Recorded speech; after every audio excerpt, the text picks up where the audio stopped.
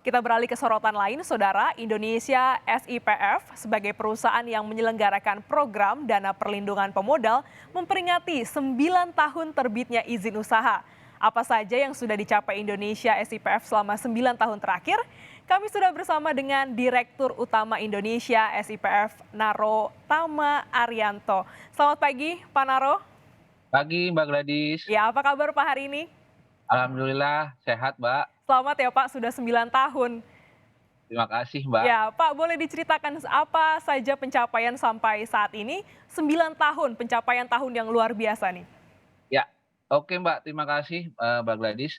Hingga Agustus kemarin Mbak, kita mungkin salah satu-satunya entitas yang mengelola dana perlindungan pemodal, yaitu dana industri yang digunakan untuk melindungi investor di pasar modal Indonesia. Kita per Agustus kemarin sudah mencapai 260 miliar plus dana cadangan kami 150 miliar sehingga kita mengelola dana perlindungan itu sebesar 410 miliar.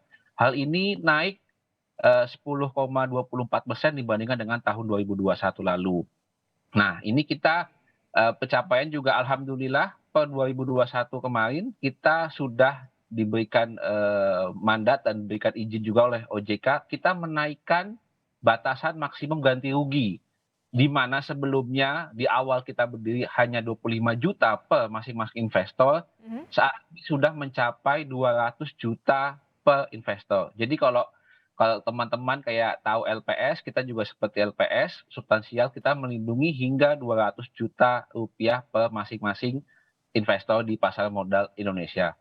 Selain itu kita tahun lalu juga bersama dengan beberapa lembaga IPF global, kita menjadi salah satu inisiator untuk menyelenggarakan yang namanya IPF Global Forum atau Investor Protection Fund Global Forum.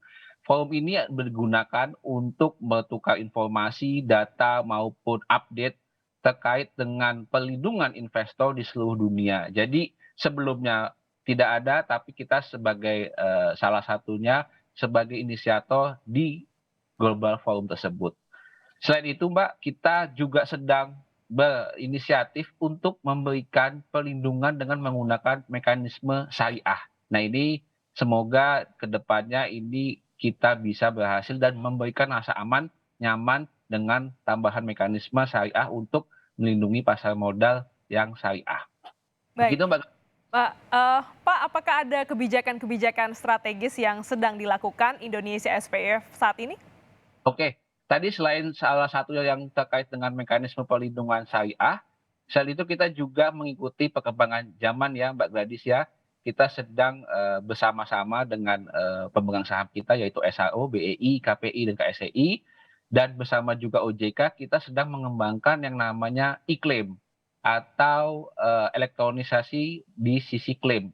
Amit-amit nanti kalau di kemudian hari terjadi kasus, kita bisa fasilitasi klaim dari nasabah atau dari investor di pasar modal Indonesia dengan menggunakan iklim tersebut.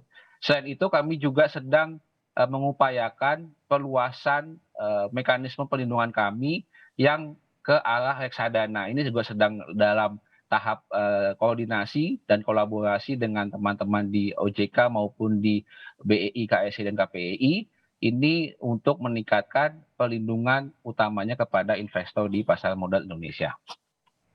Wah, jadi ini ada target selanjutnya adalah kebijakan strategisnya untuk melindungi para nasabah begitu ya Pak. Boleh lebih detail soal terkait dengan bulan perlindungan investor. Apa keuntungannya bagi para investor? Oke, terima kasih Mbak Gladys. Jadi kebetulan nih Mbak, September ini kita berulang tahun ya. Kita tadi mungkin disebutkan di intro Mbak Gladys, ini 9 tahun kita diberikan izin usaha untuk memberikan perlindungan kepada investor di pasar modal Indonesia. Nah, kita dalam rangka ulang tahun tersebut, kita mengadakan yang namanya IPM atau Investor Protection Month. Kalau ada kita mengenal ada bulan inklusi, bulan menabung, atau bulan keuangan lainnya, kita coba menggaungkan yang namanya bulan proteksi perlindungan di investor pasar modal Indonesia.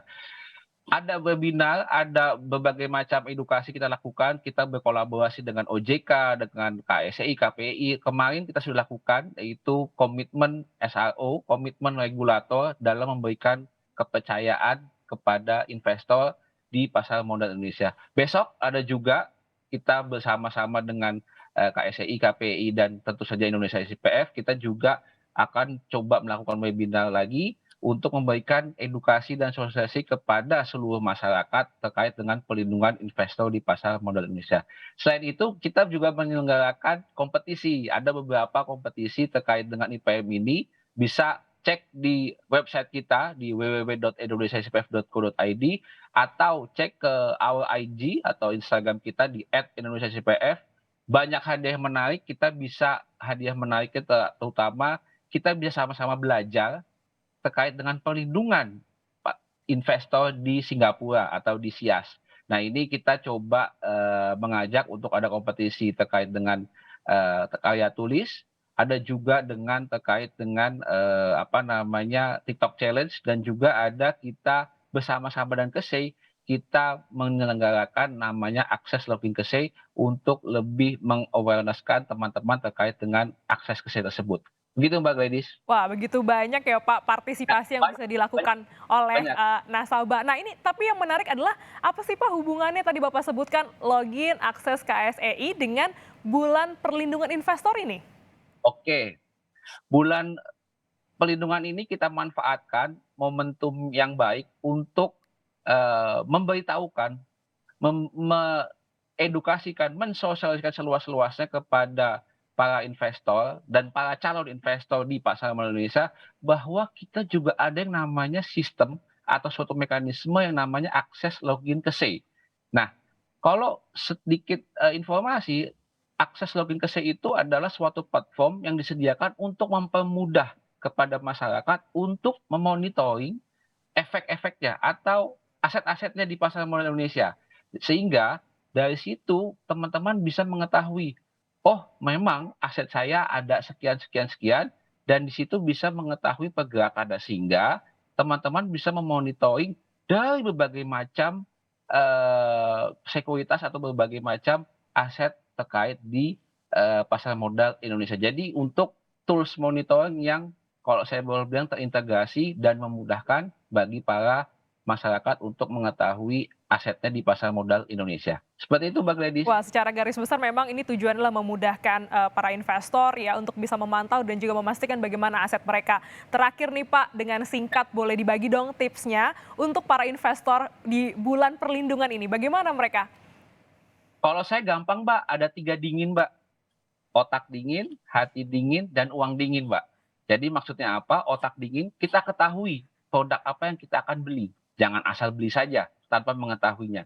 Hati dingin, nggak usah pakai nafsu, ikut-ikutan. Oh, kata orang ini beli sekarang, besok naik. Jangan. Pakai analisa yang mendalam. Dan yang pasti uang dingin. Uang dingin maksudnya apa? Bukan uang dapur, bukan uang kuliah anak atau uang sekolah anak.